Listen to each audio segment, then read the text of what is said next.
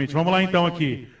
Alan, boa noite. Boa noite. É bom falar contigo. Paulo Massad, das Feras do Esporte, Band News. Tudo bem, o Vila venceu nos pênaltis, se classificou, mas assim, era de se esperar mais do Vila tecnicamente, tanto assim que já no intervalo você fez 3 alterações, e eu estaria exagerando se eu te perguntasse se foi o pior jogo do Vila, tecnicamente falando, sob o seu comando? Boa noite. Boa noite. Não, eu acho que não. Eu acho que a gente também tem que analisar o futebol no mérito do adversário de ter uma proposta defensiva. Tivemos alguns momentos que poderíamos ter aberto o placar e tivemos, se não me engano, 18 finalizações, 15 finalizações, mas nenhuma com efetividade. Voltamos a entender daí que tínhamos que acelerar um pouquinho mais o jogo, e em alguns momentos daí passamos do ponto. Acho que faltou um pouquinho desse equilíbrio, né, de saber cadenciar um pouco na hora que precisava e acelerar.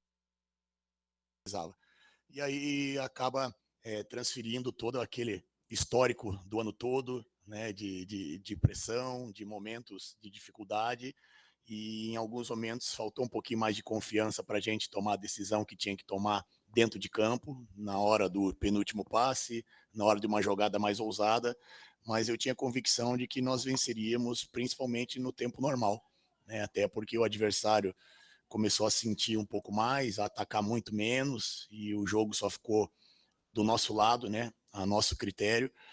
Mas são situações que a gente entende, até porque nós temos que olhar para o outro lado também, né? Acho que evoluímos, mesmo não tendo feito um bom jogo, evoluímos em relação à última partida.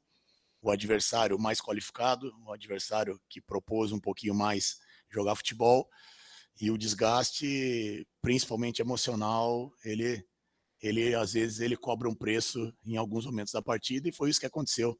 E eu acho que principalmente na cobrança de pênalti, né? Cometemos alguns erros técnicos na cobrança de pênalti que não é qualidade de jogador, mas sim a questão mental. E tudo isso a gente vai trabalhando, né? Nós temos que desfrutar desse momento. Foi isso que eu falei para eles depois da vitória.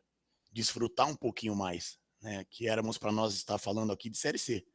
Então nós temos que valorizar o que foi feito, desfrutar, jogar com um pouquinho mais de alegria, com um pouquinho mais de ousadia, um pouquinho mais de intensidade. E o jogo só ficou do nosso lado, né, a nosso critério. Mas são situações que a gente entende, até porque nós temos que olhar para o outro lado também, né? Acho que evoluímos, mesmo não tendo feito um bom jogo, evoluímos em relação à última partida. O adversário mais qualificado, o adversário que propôs um pouquinho mais jogar futebol, e o desgaste, principalmente emocional, ele às vezes ele cobra um preço em alguns momentos da partida, e foi isso que aconteceu. E eu acho que principalmente na cobrança de pênalti, né? Cometemos alguns erros técnicos na cobrança de pênalti que não é qualidade de jogador, mas sim a questão mental.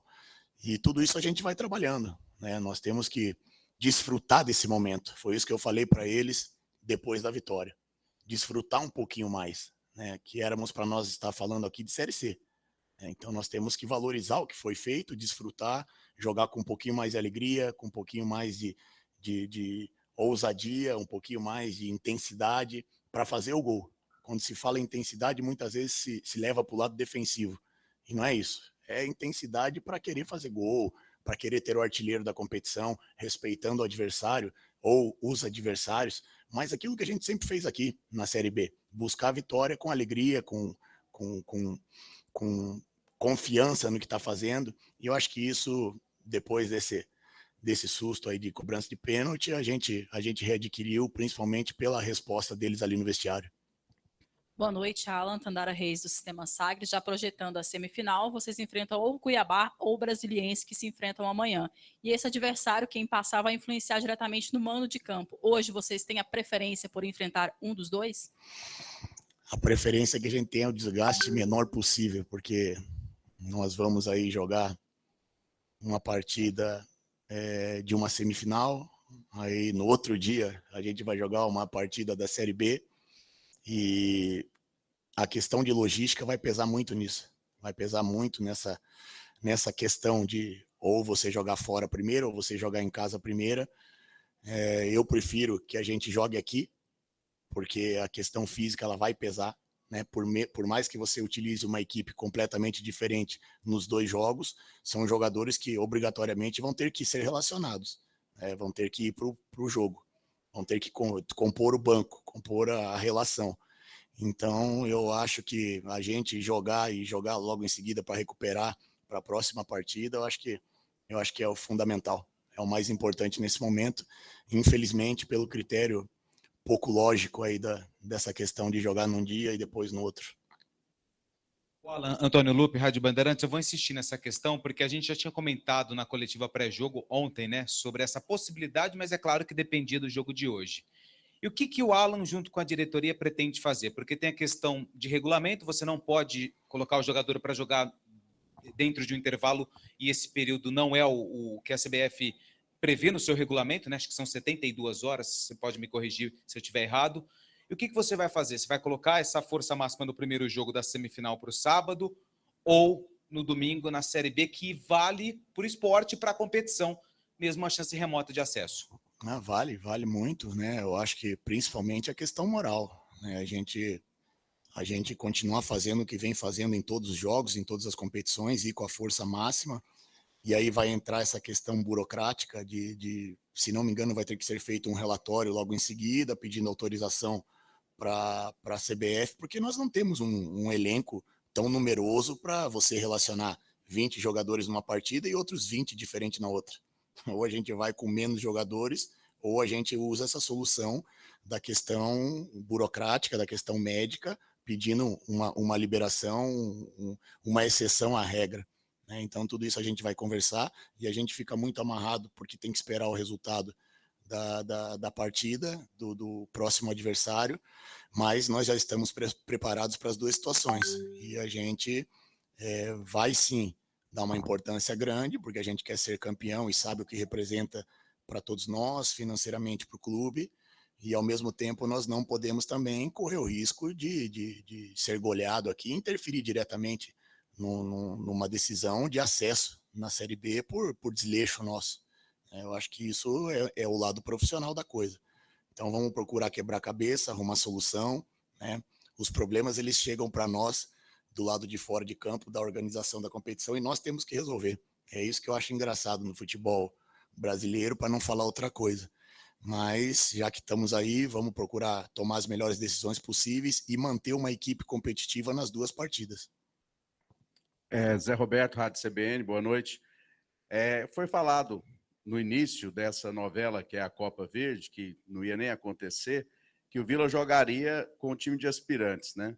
Queria saber onde está esse time de aspirantes, o time sub-20, o que você pode contar desses jogadores que não estão diretamente com você, quantos jogadores você trabalha hoje no dia a dia e o que mais pode chegar, e se você poderia dividir o seu elenco que usou hoje, por exemplo, o Mateuzinho jogar no sábado, você deixar o Wagner para jogar só no domingo.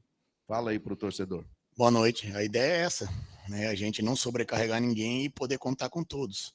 E o nosso aspirante, a nossa base, está presente. O Riquelme, o próprio Jefferson, o Matheus, que é um jogador jovem e também estava sendo utilizado em alguns momentos. Infelizmente, nós não temos uma estrutura para se manter as 2 categorias ativas ao mesmo tempo, mas nós procuramos trabalhar com os jogadores que tiveram destaque maior. O próprio Doma estava ali junto com a gente, e a gente vai procurando pincelar, dar oportunidade, e até mesmo para você ter uma resposta, saber com que você vai poder contar em situações um pouco mais extremas.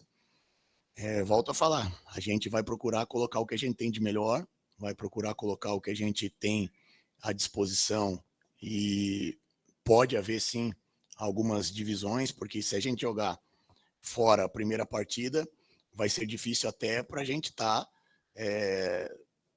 na partida contra o Sport com a comissão toda, que nós não temos 2 comissões, nós temos uma comissão técnica somente, e aí entra viagem, entra deslocamento, e as coisas ficam muito apertadas, muitas vezes você não consegue voo para chegar no horário do jogo do outro dia, vamos dizer assim.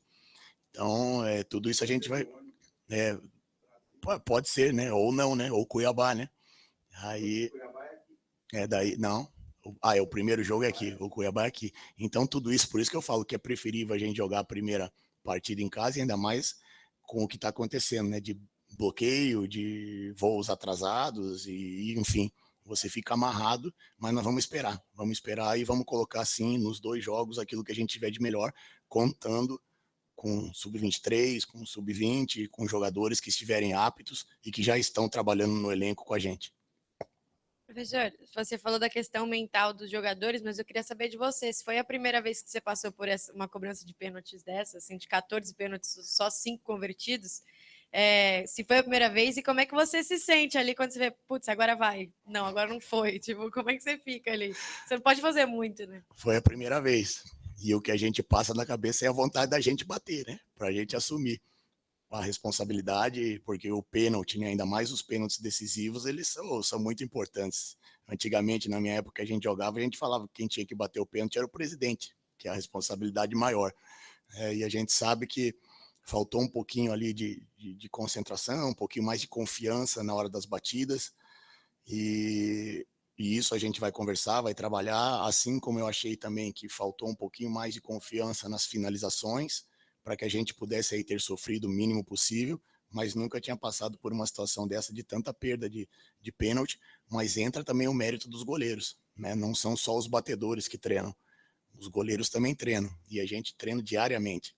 A gente treina diariamente para deixar os goleiros aptos, que é um momento do jogo que ele acontece independente se a partida termina empatada ou não, é possível acontecer esse momento do jogo, assim como uma bola parada lateral, um escanteio, e nós trabalhamos diariamente.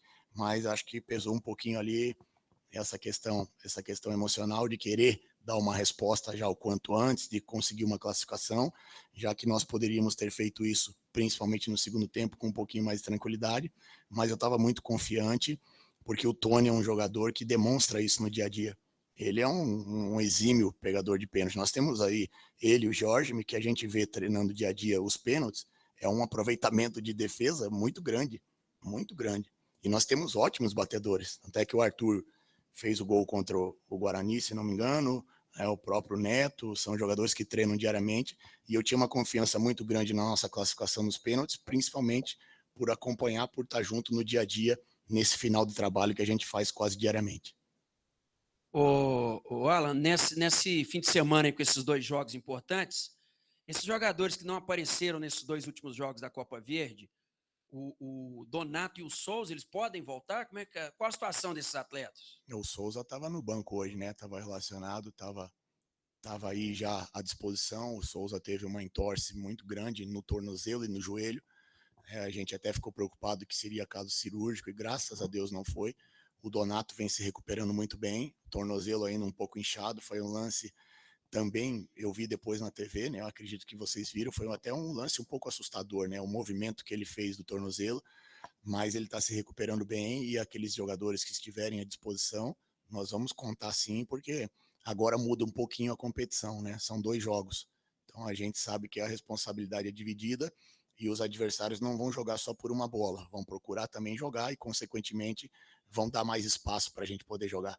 Então é um momento da competição diferente, e todos aqueles atletas que a gente puder contar, nós vamos contar sim, até porque falta pouco aí para a gente acabar o ano, e a gente quer dar esse presente para o torcedor, quer dar esse presente para nós mesmos, depois de ter tido aí uma temporada muito, mas muito desgastante mesmo, principalmente no aspecto emocional da coisa, que nós jogamos aí praticamente o segundo turno todo em ritmo de decisão, né? Todo jogo para nós era com a faca no pescoço, e isso pesa um pouco, então agora é o